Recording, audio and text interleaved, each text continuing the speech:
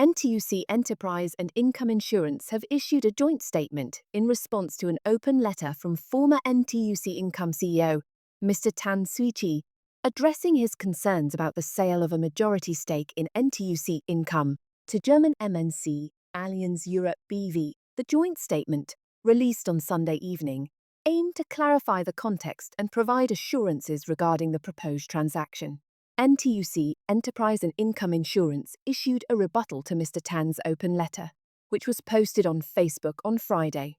In his letter, Mr. Tan urged the Monetary Authority of Singapore to intervene in the transaction, raising several criticisms about the deal. The joint statement from NTUC Enterprise and Income Insurance described Mr. Tan's assertions as unfounded and unfair, stating the importance of setting out the full context and accurate facts. Allianz announced on 17 July that it planned to buy a majority stake in Income Insurance for about $1.6 billion. Allianz offered 40.58 Singapore dollars per share, valuing the transaction at 2.2 billion Singapore dollars for a 51% stake in Income Insurance. NTUC Enterprise currently holds a 72.8% stake in Income and will remain a substantial shareholder if the sale proceeds. The joint statement emphasized that cooperative shares were redeemed at their par value of 10 Singapore dollars per share, not at market value.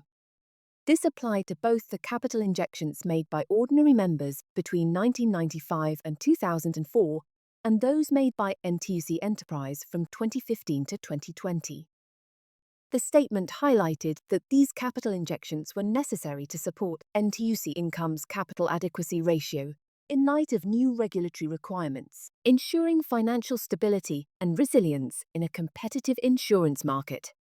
NTUC Enterprise reiterated its commitment to maintaining a majority shareholding in NTUC Income, subject to the interests of Income Insurance.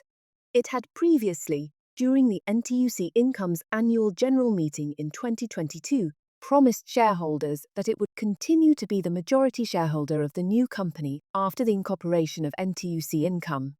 They highlighted that the conversion of shares to irredeemable status under the Cooperative Societies Act in 2018 was a strategic move to bolster capital adequacy.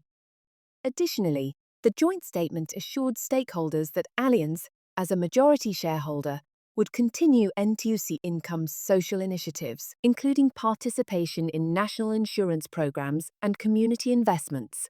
Allianz's strong financial backing and ESG track record were presented as assurances of their commitment to the social mission. Furthermore, the statement indicated that minority shareholders would benefit from the sale with an offer of 40.58 Singapore dollars per share, representing a substantial return on their investment. Minority shareholders would have priority in tendering their shares ahead of NTUC Enterprise. Mr. Tan's open letter to MAS raised several critical concerns. He highlighted that NTUC Enterprise obtained shares at a par value of 10 Singapore dollars each from 2015 to 2020, significantly below their true economic value, resulting in the dilution of minority shareholders' stakes. Specifically, he noted that NTUC Enterprise's shareholding in NTUC Income increased from 30% in 2015 to 70% in 2020 due to these capital injections, significantly diluting the shares of ordinary members. Mr. Tan emphasized that NTUC Enterprise had committed not to redeem its shares to safeguard NTUC Income's social mission. This commitment was fundamental to NTUC Income, allowing NTUC Enterprise to obtain shares at par value. He argued that the recent sale to Allianz contradicts this commitment, as NTUC Enterprise had assured both the public and him in writing that it would remain the majority shareholder to protect the social mission of NTUC Income. Additionally, Mr. Tan expressed doubts about Allianz's ability to prioritize NTUC Income's social mission over its profit motives, questioning how Allianz, a commercial profit-making entity, would uphold the cooperative's founding principles and social commitments. The joint statement from NTUC Enterprise and Income Insurance provided extensive background information and context, but did not fully address the core concerns raised by Mr. Tan Suee Chieh. While the statement explained the par value redemption of shares, it did not directly address the significant dilution of minority shareholders' stakes due to capital injections at par value. The focus on regulatory compliance and capital resilience overshadowed the economic impact on minority shareholders. The joint statement emphasized NTUC Enterprise's conditional commitment to maintaining a majority shareholding, subject to the interests of income insurance.